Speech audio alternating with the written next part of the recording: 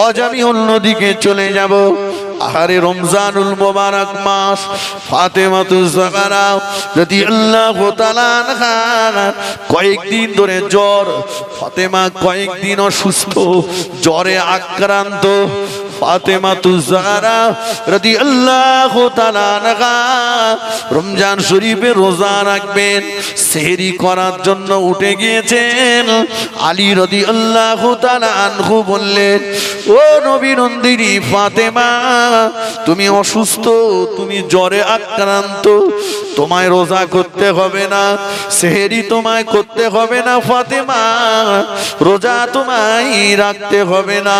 ফাতেমাতুজ জাহরা বললেন, ও আমার প্রাণ প্রিয় স্বামী, আমি ফাতেমা, আমার আব্বা আমাকে বলেছিল, বেটি ফাতেমা, নবীর মেয়ে বলে যেন আমলে ইবাদতে অলসতা করো না। ও বেটি ফাতেমা, খবরদার খবরদার মা, নবীর মেয়ে বলে আমলে ইবাদতে যেন অলসতা করো না মা। নবীর মেয়ে বলে কবর তোমাকে ছেড়ে দেবে না মা। নবীর মেয়ে বলে কিয়ামতের ময়দানে আলাদা করে তোমার কোনো বিচার হবে না। ও আমার প্রাণ প্রিয় স্বামী, আমি ফাতেমা রোজা ছেড়ে দেব না। রোজা অবস্থাতে যদি আমার ইন্তেকাল হয়ে যায়, যদি আমার মরণ হয়ে যায়, আমি রোজা অবস্থাতে আল্লাহর ডাকে সাড়া দিয়ে চলে যাব, তবু আমি রমজান শরীফে রোজা ছেড়ে দেব না। হযরত আলী রাদিয়াল্লাহু আনহু ফাতেমাতুজ জাহরা এক জায়গায় বসে সেহরি করলেন। সেহরির পরে ফাতেমাতুজ জাহরা রাদিয়াল্লাহু তাআলা আনহা ফজরের জন্য ইন্তজার করছেন। অসুস্থ শরীর নিয়ে একটু বিছানায় আরাম করতে গেলেন, ফজর আদায় করবেন, তন্দ্রাচ্ছন্ন হলেন। স্বপ্ন যুগে আল্লাহ নবী জিয়ারাত নসিব হয়ে গেল। ফাতেমাতুজ জাহরা ওই সময়ে স্বপ্ন দেখছেন, বিশ্ব নবী আমার ফাতেমাতুজ জাহরা রাদিয়াল্লাহু তাআলা আনহার বাড়িতে এসেছে। ফাতেমার ঘরের ভিতরে নবী প্রবেশ করলো। ফাতেমার ঘরটা ঘুরে ঘুরে নবী ফাতেমার দরজা দিয়ে পার হয়ে যাচ্ছে। ফাতেমাতুজ জাহরা রাদিয়াল্লাহু তাআলা আনহা বললেন, আব্বা জান, কোনদিন আমার বাড়িতে এসে আমি ফাতেমার সঙ্গে দেখা না করে চলে যান না, আজকে দিনে আমার সঙ্গে দেখা না করে চলে যাচ্ছেন। আব্বা জান, আমি ফাতেমার উপরে কি আপনি রাগ করছেন? আল্লাহ নবী বললেন, ও বেটি ফাতেমা, আমি তো তোমাকে খোঁজ করছিলাম মা। ও বেটি ফাতেমা, আমি তো তোমাকে খুঁজছিলাম মা। ফাতেমা, আমি তোমার আব্বা, তোমাকে নিতে এসেছি। চলো বেটি ফাতেমা, আমার সঙ্গে তোমায় যেতে হবে। ও বেটি ফাতেমা, আজকে সেহরিটা আমার জামাতা আলীর সঙ্গে হয়েছে, ইফতারিটা আমি তোমার আব্বা বিশ্ব নবী আমার সঙ্গে হবে। ফাতেমাতুজ জাহরা রাদিয়াল্লাহু তাআলা আনহার ঘুম ভেঙে গেল। ফজরের আযান হয়ে গিয়েছে। আলী রাদিয়াল্লাহু আনহু নামাজ পড়তে গেলেন মসজিদে নববী শরীফে। ফজরের নামাজ পড়লেন, ইশরাকের নামাজ পড়ে বাড়িতে আসতে একটু দেরি করেছেন।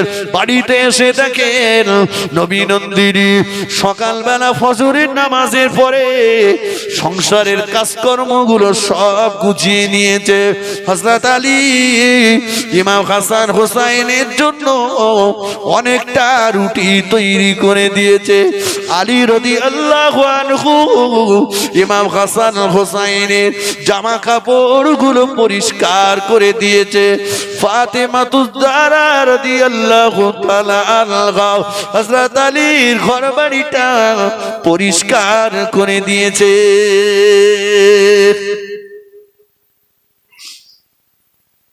আলী রাদিয়াল্লাহু আনহু ইশরাকের নামাজ পড়ে বাড়ি আসছেন। এসে দেখেন ফাতেমার সংসারের সব কাজ করা হয়ে গেছে। বাজারেরা হযরত আলী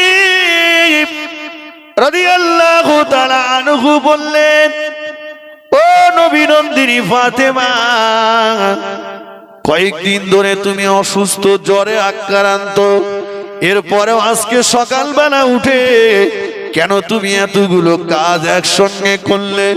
ফাতেমাতুজ জাহরা রাদিয়াল্লাহু তাআলা আনহা স্বামী আলীর হাতটা ধরে ঘরের ভিতরে নিয়ে গেলেন, দরজা জানালা বন্ধ করে দিলেন, আলী রাদিয়াল্লাহু তাআলা আনহুকে বসতে দিলেন। হযরত আলী রাদিয়াল্লাহু তাআলা আনহুর পাশে বসে পড়লেন।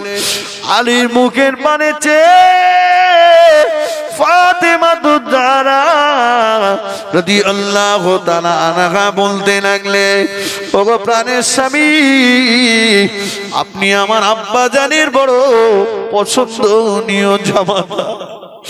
ও আমার প্রাণের স্বামী, থাকবো না আর থাকবো না, আপনার ঘরে আমি আর থাকবো না, চলে যাব, আমি চলে যাব। আমার আব্বা আমাকে নিতে এসেছে, চলে যাব আমি। আর জীবনে কোনোদিন আপনার ঘরে বাড়িগুলো নিজে হাতে পরিষ্কার করতে পারবো না। তাই আজকে সকালবেলা উঠে আপনার ঘর বাড়িগুলো পরিষ্কার করে দিলাম। ও বিবাহের জামাতা, জীবনে কোনোদিন আর আপনাকে রুটি তৈরি করে দিতে পারবো না। সকালবেলা উঠে শেষবারের মতো আপনার জন্য অনেকটা রুটি বানিয়ে দিলাম, আপনার জামা কাপড়গুলো পরিষ্কার করে দিলাম। ও আমার প্রাণের স্বামী, জীবনে যতটা স্বামীর খেদমত করার দরকার আমি ফাতেমা করতে পারিনি। আল্লাহর রাস্তে আপনি আমাকে মাফ করে দেন, আল্লাহর রাস্তে আপনি আমাকে ক্ষমা করে দেন। ক্ষমা যদি আপনি আমায় না করে দেন, কিয়ামতের ময়দানে নবীর মেয়ে হয়েও আল্লাহর কাছে জবাব দিতে পারবো না। ও প্রাণের স্বামী, আপনি যদি আমায় মাফ না করে দেন, কিয়ামতের ময়দানে ফাতেমার জন্য আমার আব্বা বিশ্ব নবীর মাথাটা নিচু হয়ে যাবে। আমি চাই না আমার কারণেতে আমার আব্বার মাথাটা নিচু হয়ে যায়। আল্লাহর রাস্তে আপনি আমাকে মাফ করে দেন, ক্ষমা করে দেন। ওগো প্রাণের স্বামী, আপনার কাছে আমার দাবি, আমি ফাতেমার ইন্তেকালের পরে মন যদি আপনার চায় আর একটা বিয়ে করে নেবে, তবে আমার দুই বেটা ইমাম হাসান, ইমাম হুসাইন রাদিয়াল্লাহু তাআলা আনহুমা, ওদেরকে আমার আব্বা বড় ভালোবাসতো। আমার আব্বা কখনো ওদের জন্য ঘোড়া হয়ে যেত, ওরা আমার আব্বার পিঠে উঠে ঘোড়া ঘোড়া খেলার স্বাদ মেটাতো।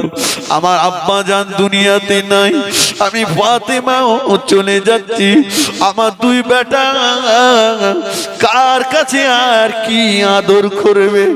ও নবীর জামাতা, ও আমার প্রাণের স্বামী, সপ্তাহের একটা রাত আমার ইমাম হাসান হুসাইনের জন্য আপনার বিছানাটা একটু খালি রেখে দেবে।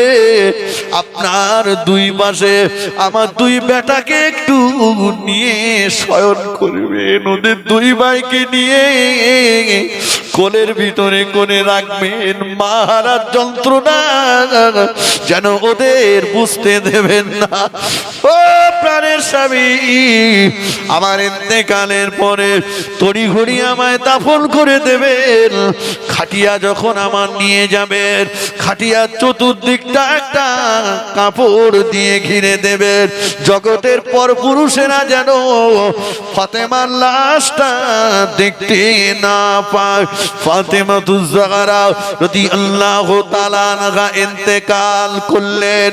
আল্লাহ নবী সাহাবী আবু যার গফফারি রাদিয়াল্লাহু তাআলা আনহু পাগলের মতো দৌড়াচ্ছেন, দৌড়ে দৌড়ে আলী রাদিয়াল্লাহু আনহুর বাড়িতে হাজির হয়ে গেলেন। আলী রাদিয়াল্লাহু আনহু বললেন, ও নবীর সাহাবী আবু যার গফফারি, নবী নন্দিনী আর আমার কাছে নেই, নবী নন্দিনী আমার কাছ থেকে বিদায় নিয়েছে। তবে এই রাত্রে বেলা আপনি কি করে খবর পেলেন? কে আপনাকে খবর দিল? কার কাছ থেকে আপনি শুনলেন? আবু যার গফফারি বলল, ও নবীর জামাতা আলী, কেউ আমাকে খবর দেয়নি। আল্লাহ নবী আমাকে স্বপ্ন যোগে বলেছেন, আবু যার এখনো শুয়ে আছো, চলে যাও। আমার ফাতেমা ইন্তেকাল করেছে। ফাতেমার খাটিয়ার একটা দিক আলী ধরবে, একটা দিক ইমাম হাসান ধরবে, আর একটা দিক ইমাম হুসাইন ধরবে। খাটিয়ার একটা দিক ধরার মানুষের অভাব। ও আবু যার গফফারি, ফাতেমার খাটিয়ার ওই দিকটা তুমি যে ধরবে। আর একটু জোরে বলেন আল্লাহ আল্লাহুম্মা।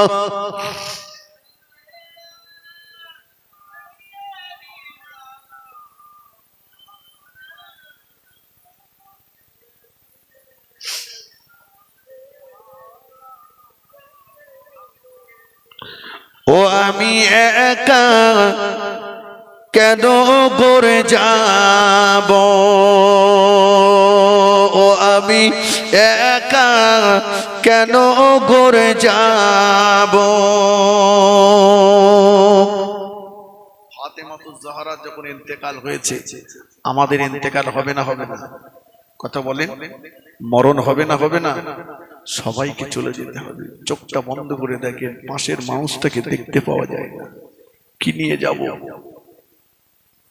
ও আমি একা কেন করে যাব, নবীর কলেমা হবে মোর সঙ্গের সাথী, নামাজ হবে মোর গোরের বাতি, রোজা হবে মোর মাথার সাথী। ও আমি তাদের সাথে রব,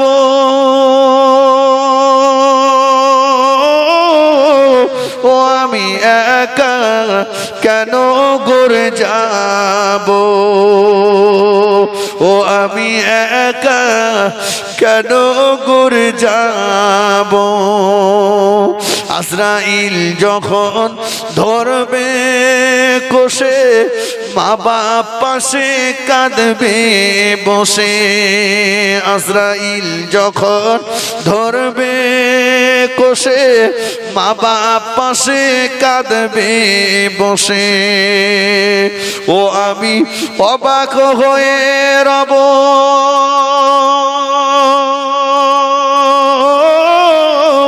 ও আমি একা কেন করে যাব, নবীর কলেমা হবে মোর সঙ্গের সাথী, নামাজ হবে মোর গোরের বাতি, রোজা হবে মোর মাথার সাথী। ও আমি তাদের সাথে রব, ও আমি একা কেন করে যাব। সাদ হবে মোর বাঁশের কাঠি, মাটি দিয়ে মুখ দেবে গো ঢাকি। সাদ হবে মোর বাঁশের কাঠি, মাটি দিয়ে মুখ দেবে গো ঢাকি। ও আমি ঠান্ডা হয়ে রব,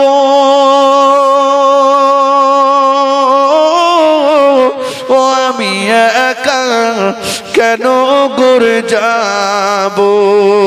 দরুদ শরীফ আল্লাহুম্মা।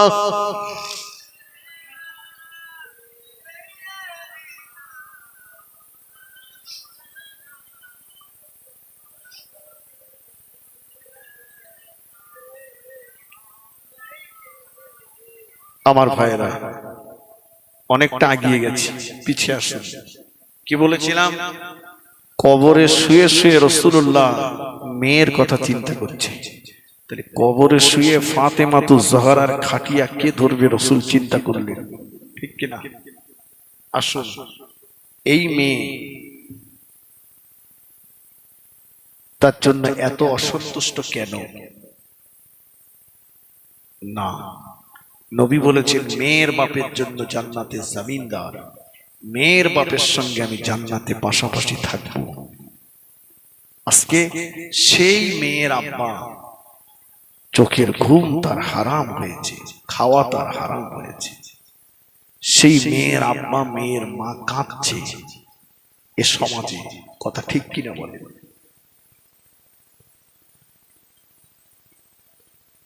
মেয়ের আব্বা মেয়ের মা দোকানে দোকানে বাড়িতে বাড়িতে ভিক্ষা করে বেড়াচ্ছে, কেউ 5টা টাকা দেয় তো কেউ 5টা কথা শোনায়। কি ব্যাপার? খোঁজ নিলে দেখতে পাওয়া যাবে। বলে বাবা 4টে মেয়ে বিয়ে দিতে পারি না, মেয়ে বিয়ে দেওয়ার জন্য ভিক্ষা করে বেড়াচ্ছে, আর ছেলের বাপ হায়নার মতো হা করে বসে আছে, ওই টাকা খাবে। এখানকার ছেলের বাপেরা ভালো, এরা বিয়ে করে মানলায় না। যে ছেলে ঠ্যাং সোজা করে ফেলতে পারে না, ওর দাম 70,000। বলছে অ্যাপাসি চাই, অ্যাপাসি। ওরে যদি বলা হয় এই অ্যাপাসি বানান কর দিন,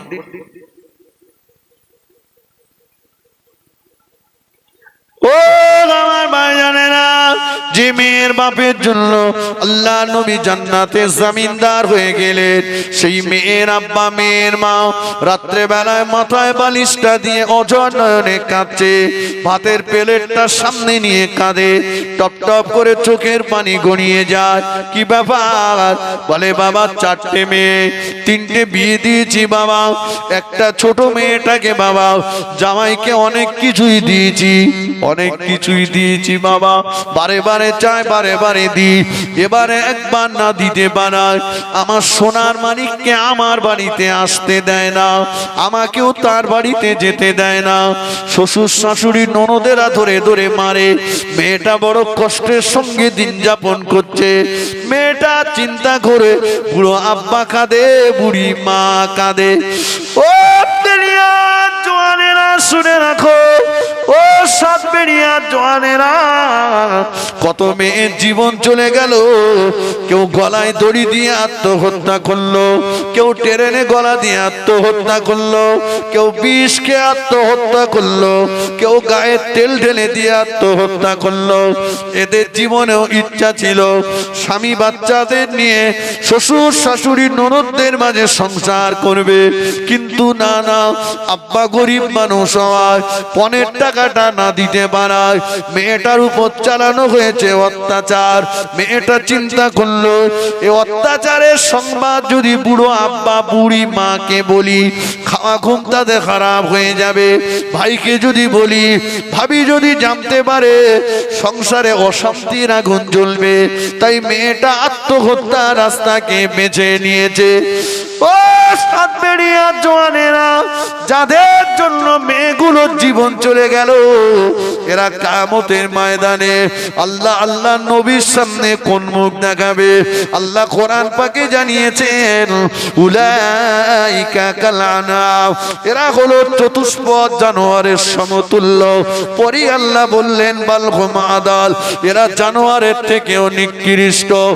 এ জওয়ানেরা শুনে রেখে দাও, 15 টাকা হারাম, 15 টাকার কুত্তার পায়খানা, 15 টাকার শুকরের গোশত, দুটোর ভিতরে কোনো পার্থক্য নাই।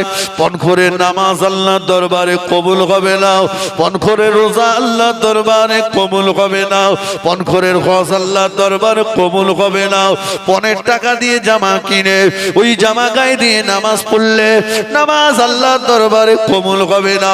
15 টাকা দিয়ে লুঙ্গি কিনে ওই লুঙ্গি পরে নামাজ পড়লে নামাজ আল্লাহর দরবারে কবুল হবে না। 15 টাকা দিয়ে বাড়ি তৈরি করে ওই বাড়িতে নামাজ পড়লে নামাজ আল্লাহ দরবারে কবুল হবে না। কোন ছেলে যদি তার বিবির মনে কষ্ট দিয়ে, বিবির বাপের মনে কষ্ট দিয়ে 1 টাকা যদি পণ নেয়, ওই ছেলেটার নামায় আমালে তার বিবি 2 মাসে হায়েজের রক্ত খাওয়া গোনা লেখা হয়। যারা নিয়েছে ওরা ভাবুক পাকে লাশ করে ভাগে পড়ে। তবে আইয়ামে জাহেলিয়াতের যুগে, বর্বরতার যুগে, মূর্খতার যুগে, সে সময় মেয়ে হলে পরে জীবন্ত মেয়েগুলোকে বালির ভিতরে কবর দেওয়া হতো। এটা শিক্ষিতের জামানা, কম্পিউটারের যুগ, চালাক চতুরতার যুগ, মোবাইল স্যাটেলাইটের যুগ। এখন আর বালির ভিতরে কবর দেয় না, তবে হাজার হাজার মেয়েদের জীবন চলে যাচ্ছে টাকার ভিতরে। কথা ঠিক কিনা বলেন? ফিরে আসুন, অজ ভুলে যাইনি আমি। আর একটা কি বলেছিলাম, রাসূল দ্বীনের দাওয়াত দিতে গিয়েছেন, ইন্তজার করছেন মা খাদিজা ফাতেমাতুজ জাহরা। এই কথা বলতে বলতে এতদূর চলে এসেছিলাম, ঠিক কিনা মনে আছে তো? আমি বলেছিলাম ঠিক জায়গায় নিয়ে যাব। আসুন, অনেকটা হয়ে যাচ্ছে, আমার রাসূলুল্লাহ বাড়িতে ফিরছেন না। ফাতেমাতুজ জাহরা রাদিয়াল্লাহু আনহা বারবার দরজার পাশে জানার উকি মারে, উকি মেরে মেরে বলেন, আম্মাজান এতটা রাত হয়ে গেল, এখনো যে আমার আব্বাজান বাড়িতে আসলো না। দেখতে দেখতে রাত পার হয়ে যায়।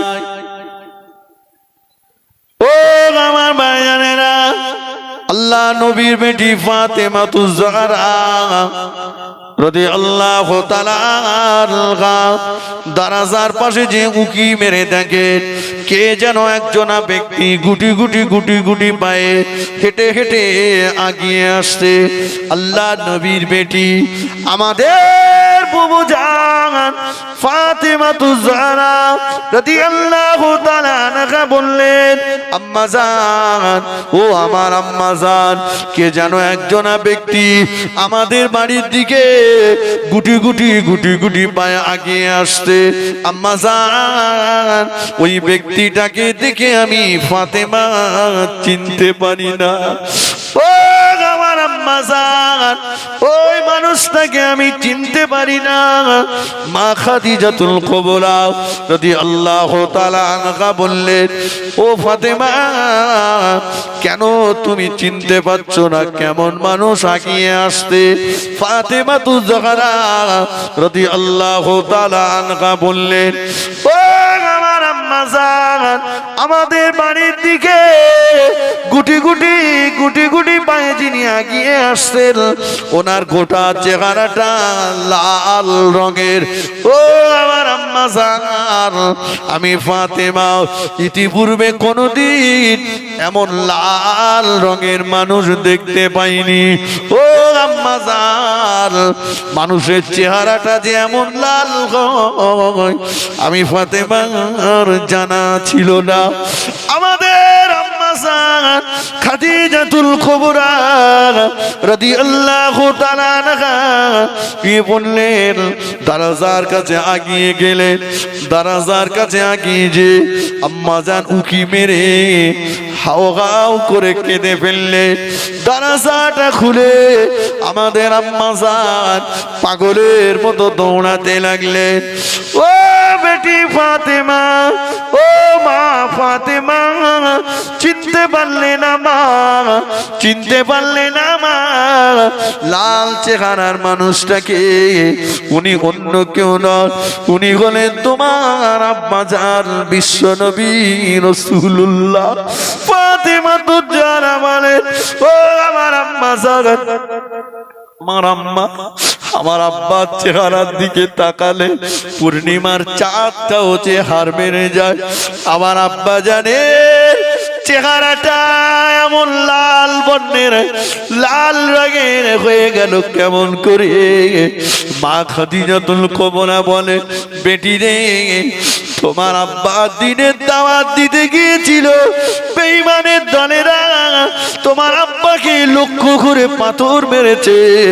পাথরের আঘাতে আঘাতে তোমার আব্বা জানির গোটা শরীরটা রক্তে লাল হয়ে গিয়েছে। আমাদের খাদিজাতুল কুবরা রাদিয়াল্লাহু তাআলা আনহা আল্লাহ নবীকে ধরাধরি করে বাড়িতে নিয়ে আসলেন। দয়ার নবীর গায়ে খুন মোবারক গুলো আমাদের আম্মাজান মুছে মুছে মুছে মুছে দিচ্ছেন। আম্মাজানের লক্ষ্য পড়ে গেল আল্লাহ নবীর নূরের বদনে এক টুকরা পাথর ঢুকে আছে। আম্মাজান ওই পাথরের টুকরাটা আঙুল দিয়ে টেনে টেনে টেনে টেনে টেনে টেনে বার করলেন। খুন মোবারক হয়ে আম্মাজানের মুখেতে লেগে গেল। আল্লাহ নবীর বেটি আমাদের বুবুজান ফাতেমা তুজারা রাদিয়াল্লাহু তাআলা আনহা অঝর নয়নে কাঁদতেছেন। আল্লাহ পাক আমার আব্বা তো জীবনেও কোনোদিন কারো গালে অন্যায় ভাবে চর মারিনি। ও রব্বুল আলামিন আল্লাহ পাক আমার আব্বা কিন্তু জীবনে কোনোদিন কারো উপরে কড়া মেজাজে কথা বলতে দেখিনি। আমার আব্বা কোনোদিন এতিমের মাল আত্মসাৎ করিনি। আমার আব্বা অন্যায় ভাবে কারো সঙ্গে পোষা করিনি। আল্লাহ আমি ফাতেমা আমার আব্বার চেহারাটা দেখে আর চিনতে পারি না। আমার আব্বাকে ওরা এত মার মারলো। দয়ার নবী সঙ্গে সঙ্গে হাতটা বাড়িয়ে দিয়ে ফাতেমার হাতটা নামিয়ে দিয়ে বললেন, ফাতেমা ও বেটি ফাতেমা বদদুয়া করো না মা, বদদুয়া করো না। কিয়ামতের ময়দানে আমি রাসূলুল্লাহ আমার মারের চিহ্নগুলো আমার আঘাতের চিহ্নগুলো দয়াময় আল্লাহ পাককে দেখিয়ে আমার এক একটা চিহ্নের বিনিময়ে আল্লাহ পাকের কাছ থেকে লক্ষ লক্ষ গুনাহগার উম্মতি দিগের জীবনের গুনাহকে মাফ করিয়ে নেব। আর একটু জোরে বলেন সুবহানাল্লাহ, আর একটু জোরে বলেন সুবহানাল্লাহ। ফিরে আসুন। কি বলেছি? আজিজুন আলাইহি মা আনিতুম। তাহলে নবী মার খেয়েছে, মারের আঘাতের চিহ্নগুলো উম্মতের নাজাতের জন্য ব্যবহার করবেন। কি গো বাবা, নবী আমাদের ভালোবাসেন না বাসেন না? একটু কথা বলেন। বাসেন। আর একটা আমার রাসূল পাক সাল্লাল্লাহু আলাইহি ওয়াসাল্লাম দুনিয়া থেকে কত হয়েছে, ইন্তেকাল করেছেন। নবী কবরের মাটিতে শুয়ে আজও উম্মতের জন্য কাঁদছে। আজও কথা বলেন, উম্মতের জন্য কাঁদছে। আমার রাসূলকে যখন কবরের মাটিতে শোয়ানো হচ্ছে, আবু বকর সিদ্দিক রাদিয়াল্লাহু আনহু কবরের উপরে দাঁড়িয়ে চিৎকার মেরেছে, কাঁদছে। ও ইবনে আব্বাস, একটাবার আমার দয়ার নবীর মুখের দিকের কাফনের কাপড়টা খুলে দাও। খুলে দিলেন। দেখেন আমার নবীর দুই চোখের দুই কোণে বিন্দু বিন্দু পানি। আমার নবীর ঠোঁট দুটো বিড়বিড় বিড়বিড় করছে। ইবনে আব্বাস বলেন, আমি আমার দয়ার নবীর নূরের জবানের কাছে আমার কানটাকে নিয়ে গেলাম। আমি স্পষ্ট শুনতে পাই আল্লাহর নবী কবরের মাটিতে শুয়ে শুয়ে বলেন, রব্বি হাবলি ইয়া উম্মতি। আল্লাহ আমার গুনাহগার উম্মতের উপায় কি হবে? আল্লাহ আমার গুনাহগার উম্মতের উপায় কি হবে? একটু জোরে বলতে পারলেন না সুবহানাল্লাহ? জোরে বলতে পারেন না সুবহানাল্লাহ? তাকবীর দেন, নারে তাকবীর, নারে তাকবীর। একটু মন খুলে দরুদ শরীফ আল্লাহুম্মা।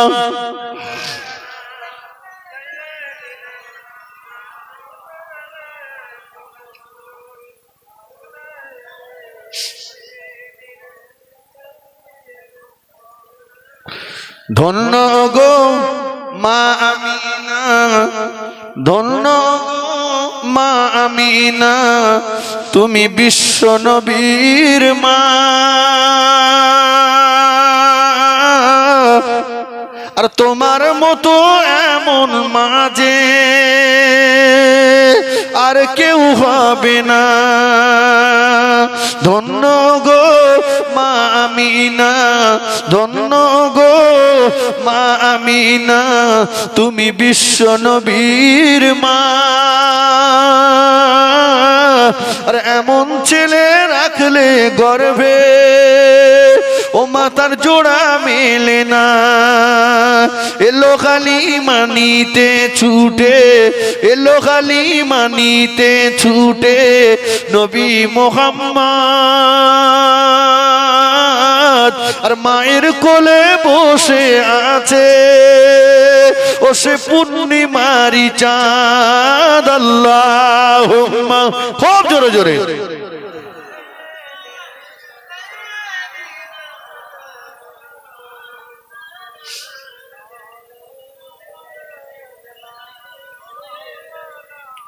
এই জানি আমি রাসূলুল্লাহ, জানি আমি রাসূলুল্লাহ, নেই কো ভুবনে